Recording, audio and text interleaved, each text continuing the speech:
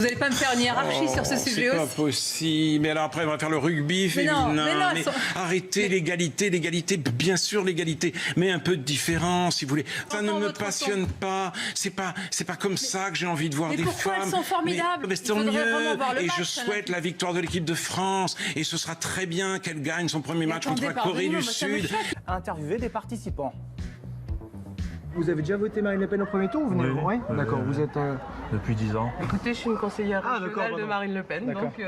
Vous avez voté? Oui. D'accord. S'il vous plaît, je vais vous demander de sortir. En fait, comme d'hab, la sécurité nous vire, regarde. Non, je la connais, votre carte de presse. C'est à le privé, je vous demande de sortir. Bon. Pourquoi vous pensez que c'est la meilleure candidate? Monsieur, vous rentrez? En fait, on discutait. C'est fini. Voilà. Ah bon, mais monsieur, il peut parler, non? Ah non, bon. Mon utilité, au moins, les vieilles guenilles, les faux culs de la politique, ceux qui ont dit que l'élection était un piège à con. S'il vous plaît, monsieur Collard, monsieur Collard, monsieur Collard, monsieur Collard, oui, c'est insupportable,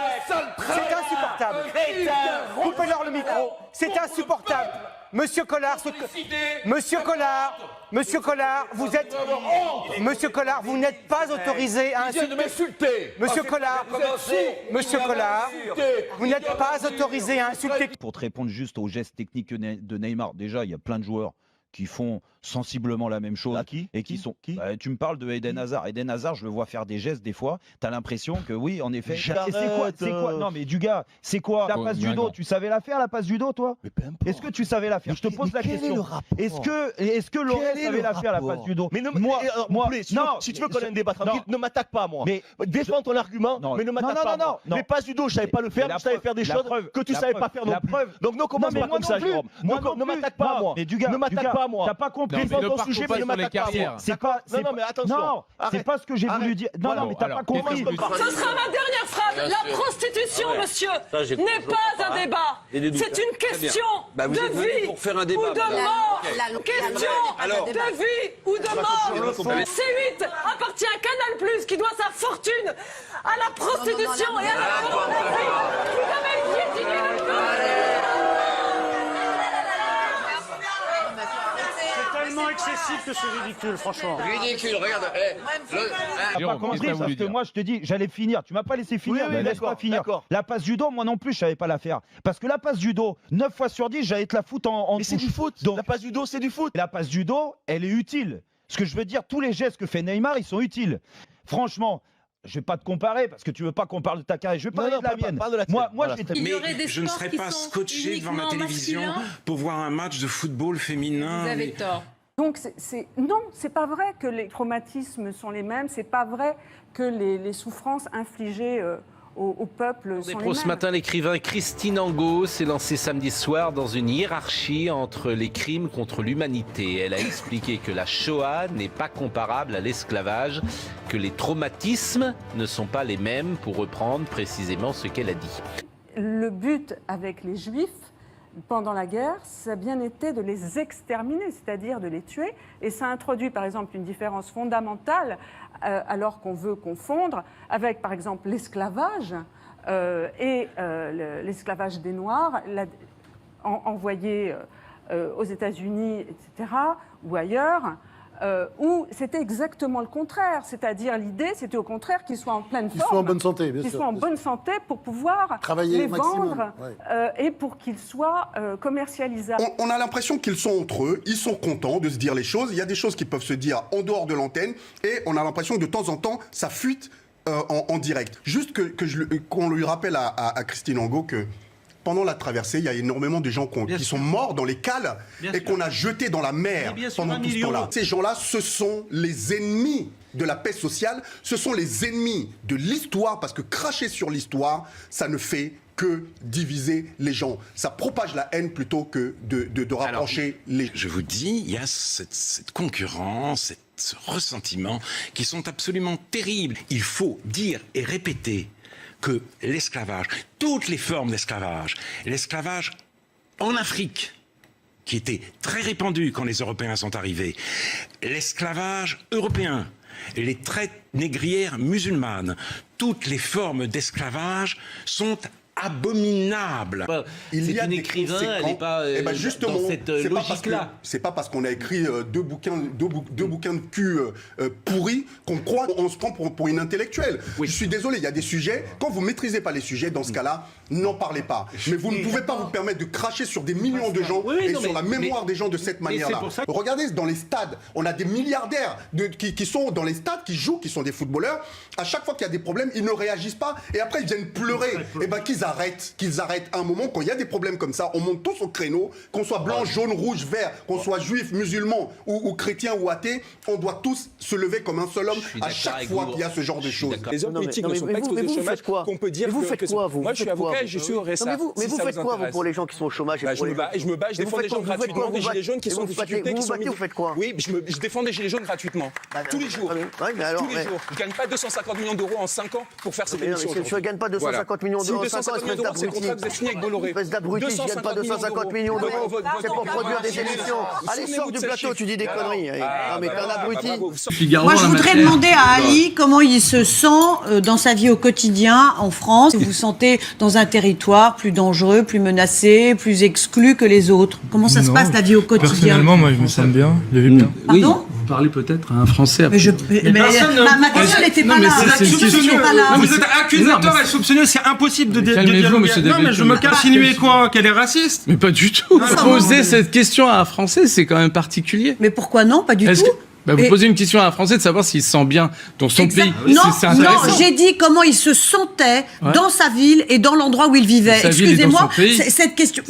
Écoutez, alors maintenant, là, vous allez me laisser. Résumer ma pensée, c'est pas parce que vous vous maquillez, vous portez des pantalons en lambeaux et une robe que ça fait de vous un rebelle. Mais c'est son droit. Mais moi, je vous parle pas de votre chemise. Non, mais...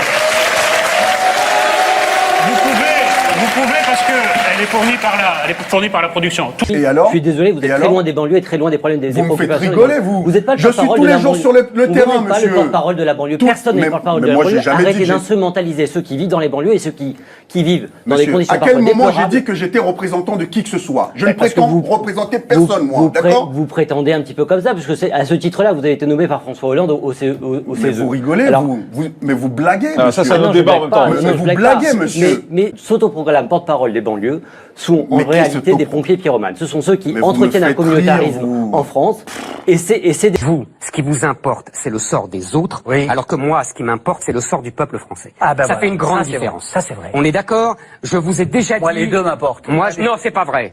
Je vous ai déjà dit, monsieur Bernard-Henri Lévy, vous êtes l'incarnation de la célèbre phrase de Rousseau, méfiez-vous de ces philosophes qui aiment des gens loin, oui, pour ne pas aimer leurs voisins. Vous êtes l'incarnation de cette célèbre phrase de Rousseau. Je trouve que vous êtes un peu un rebelle. Et donc, faut que je fasse quoi? Faut que je me lève et que je vous mette une gifle pour être un rebelle? C'est comment il faut faire? Vous savez, prenez un ticket, parce qu'il y a tellement de gens qui veulent en coller une que... Ouais, mais il y en a peu qui ont peut-être les couilles aussi de le faire. Faites la queue. D'accord. Mais si c'est tout ce que vous avez à répondre... Ça commence où? Non, mais si c'est tout... J'adore cette façon de communiquer et de faire entrer les choses dans la tête des Français. Vous parlez de Médine, vous parlez d'islam, vous faites le lien avec la banlieue tout de suite. Arrêtez, ça suffit, d'accord? On en a ras-le-bol des gens comme vous, ça suffit. Non mais ça suffit. La politique de cette manière, elle ne fonctionne plus. Stop. D'accord? Ça, c'est la première chose. L'autre chose, mais le djihad, c'est pas forcément les gens des banlieues. D'accord? S'il vous plaît. Non. Oui, bon, voilà. Donc, mais arrêtez ces amalgames stupides, s'il vous plaît. S'il vous plaît. À un moment, ça suffit. Il y a trop d'immigration, on n'y arrive plus. Il faut mettre un coup d'arrêt à ça. C'est insupportable pour les gens. Je veux dire, les gens, ils en peuvent plus.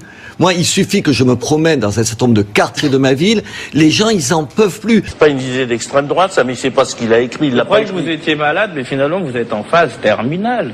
Oui, je suis en phase terminale. C'est une réponse, ça. C'est une réponse, hein. T'as pas écrit ton livre, donc tu sais même pas ce que t'as dit, quoi. C'est incroyable. Hein? Non, mais explique-nous pourquoi. C'est incroyable. Non, mais je veux pas m'expliquer avec toi là-dessus. Tu opposes Yassine Bellatar en disant que c'est un islamiste. Oui. Non, c'est quand même. Oui, c'est un islamiste. Mais non, on verra ce qu'il en pense. Bellatar, je ne le connais pas, c'est pas un proche. De là, à le considérer comme islamiste. Et c'est parti. Excusez-moi, on est sur Radouane Lagdi. Là, ça dérape. Voilà, mais c'est ce genre de dérapage qui est dangereux. Mais il n'y a aucun dérapage. Je dis simplement qu'on ne peut pas. Si tu dérapes, en passant d'un terroriste à Bellatar, tu dérapes. Je suis désolé. Non, mais je suis désolé. Non, je suis en train de dire. Alors, s'il vous plaît, je suis en train de dire qu'on ne peut pas avoir double bogage. On ne peut pas. Je dis que l'islam radical, on doit lutter de toutes ces manières contre l'islam radical. D'accord. Il y a un risque, qu'on le veuille ou non, ou lorsque le président Macron prévoit de nommer un islamiste dans un... Lui, il n'était pas migrant, il était en France depuis très longtemps, il avait été naturalisé quand il était ado. Non, mais vous passez votre vie à vouloir détruire les États-nations qui existent. Vous avez contribué à la destruction de l'État-nation de Yougoslavie, pour la défense de Bosnie. Vous avez contribué largement à la destruction de la Libye. Vous avez approuvé, puis désapprouvé, mais enfin ça revient même à la destruction de l'Irak par les Américains. Maintenant, vous continuez et vous dites que effectivement il faut un Kurdistan, donc ça détruirait l'Irak, quoi que vous en disiez. Ça détruirait aussi la Syrie. Vous étiez pour l'intervention en Syrie qui aurait détruit la Syrie. Bref, vous êtes un magnifique destructeur. À vous entendre, j'ai l'impression que David Xavier Weiss, il est plus dangereux que Médine, quoi. Pardon? À vous entendre, j'ai l'impression que David Xavier Weiss est plus dangereux que Médine. Oui, parce que lui a la parole, justement, sur vos plateaux, et que Médine n'a pas... Aussi, il l'a sur les disques. Il a sur les disques. Il vient quand il veut, en même temps. Simplement. Et aujourd'hui, on censure souvent les disques, alors que vous avez la parole tout le temps, et ça ne dérange personne que vous divisiez les Français de cette manière-là. Sur son refrain, crucifions les laïcards. Est-ce que vous cautionnez ou vous cautionnez pas? Alors, je vous dis encore une fois, monsieur, paroles, ce sont ses textes, c'est ses chansons. Je connais ses stratégies. Ok, quand on sort une phrase de son propos. Ces quartiers sont mis en coupe réglée par une extrême minorité de petits voyous. Bah oui, donc c'est pas. Alors non, mais alors après on dit c'est un ghetto. Excusez-moi, mais moi je suis sûr. Non, mais ou c'est en voie de ghettoisation, ce qui est une distinction. Simplement, on assigne tout le monde à la même identité. Regardez vous faites partie d'un ghetto. enfin, tout de même. Regardez ce qui se passe à Nantes. Est-ce que vous voyez les images? Je les vois. Les bagnoles sont brûlées au nom de l'islam. Ça. Mais non, je ne dis pas ça. Mais je dis qu'il y a une. Mais non, ne mélange rien. Mais non, ne mélange rien. Les fractures identitaires.